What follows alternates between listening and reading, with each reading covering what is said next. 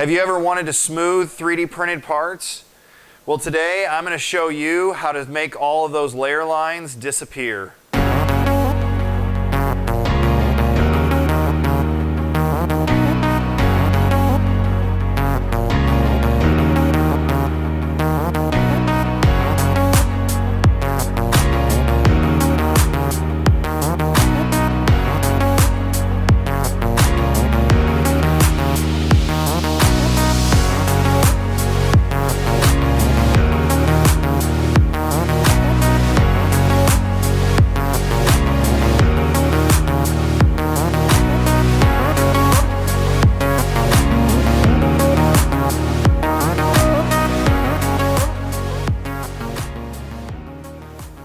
Hey, it's MalaMaker here, and today what I'm going to show you is how to smooth your 3D printed parts. And with the upcoming holiday, which is obviously Halloween, coming up, I have some leftover prototypes that I feel like it's perfect to actually smooth these out. With smoothing out 3D printed parts over the years, there's been plenty of ways that people have come out and shown how to do it. I'm actually going to show you an off-the-shelf product that you can buy to do this with.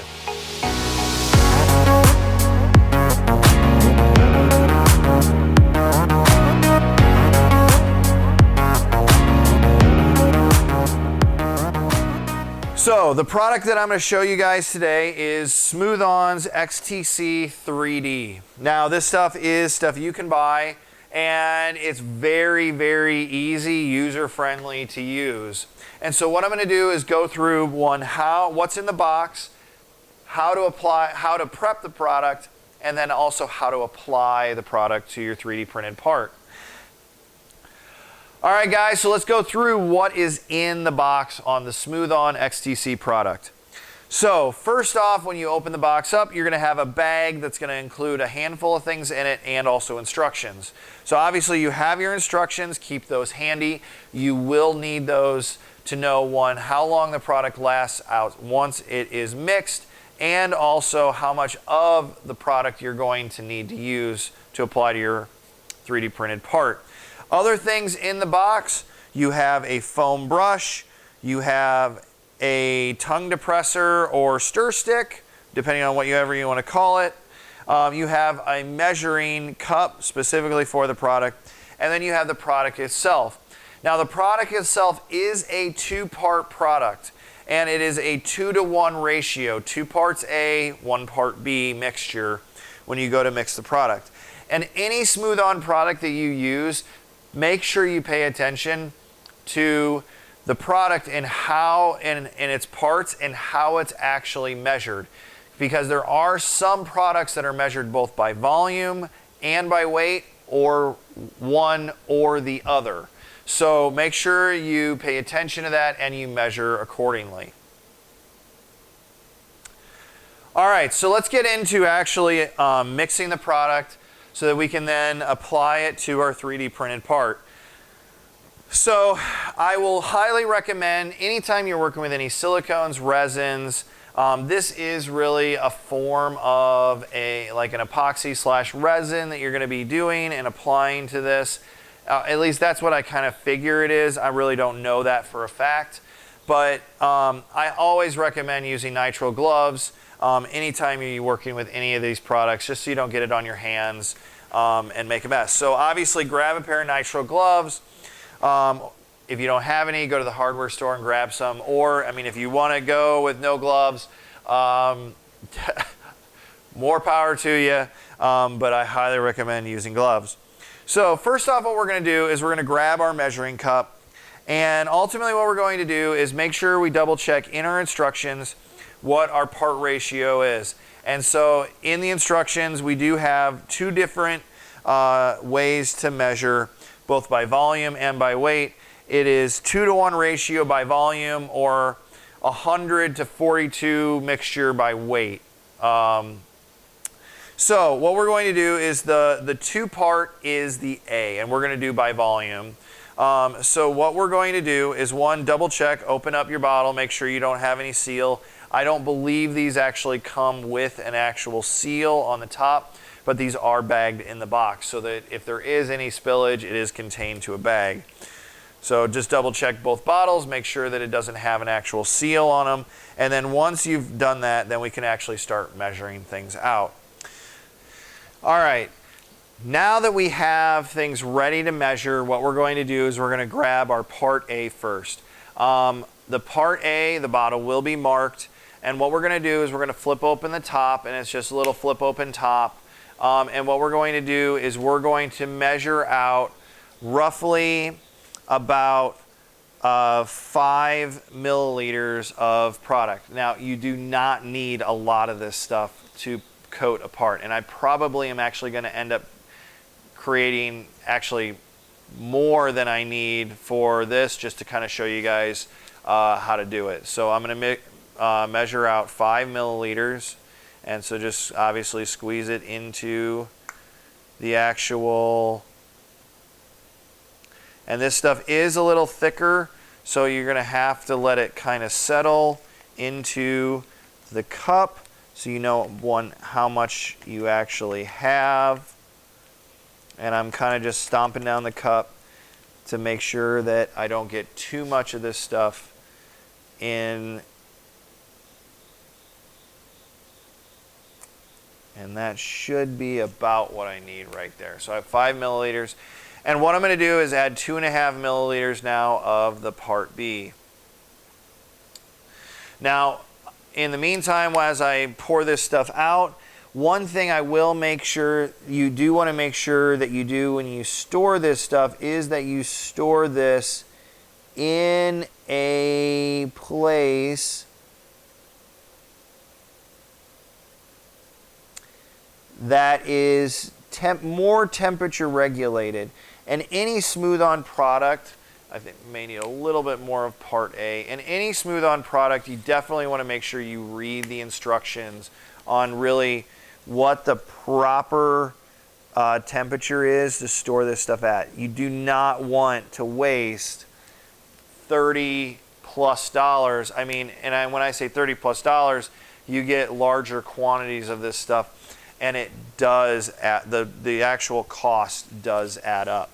So make sure you take care of your products, store them in a temperature controlled environment so that this stuff lasts, so you can use this stuff obviously for more than just the project that you're working on right now, right now or right when you get it. So what I'm doing is taking the stir stick and stirring this up, and with anything that needs a part A and part B put together, make sure you stir it very well. Now, the pot life on this is roughly about 10 minutes, so you got plenty of time to apply it to your product. If you need to extend beyond the 10 minutes, do smaller quantities and mix and apply, and then mix and apply. Now what I'm going to do with this is I am literally just going to apply one coat, and I'm going to just kind of clean off my stir stick so I can use it again in the future. And I'm going to grab my foam brush, and what we're going to do is we're now going to apply what we just mixed here to the product, to the 3D printed part.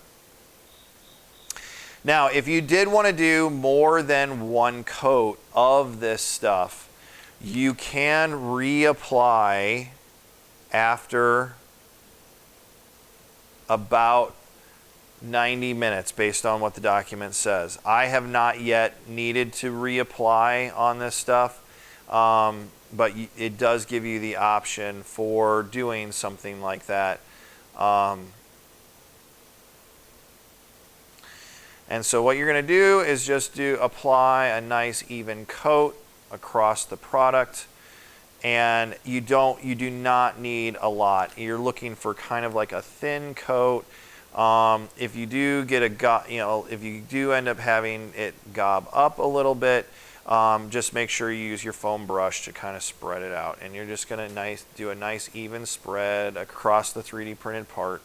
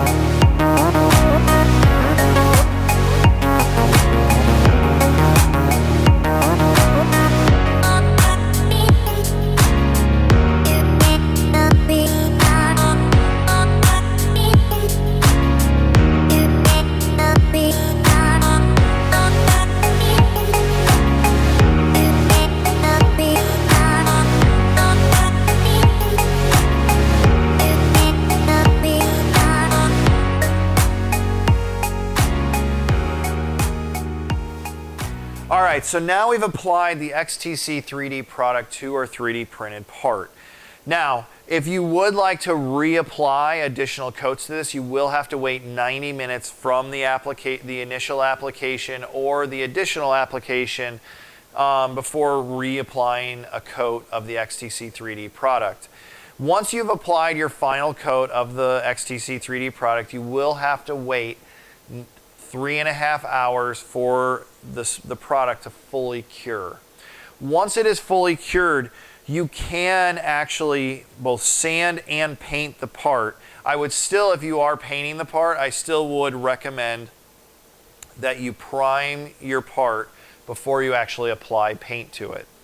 And which that's actually one thing that I will be doing with this, is I will be painting it kind of that bleach white tone that you typically find like a statue or bust in from a color perspective.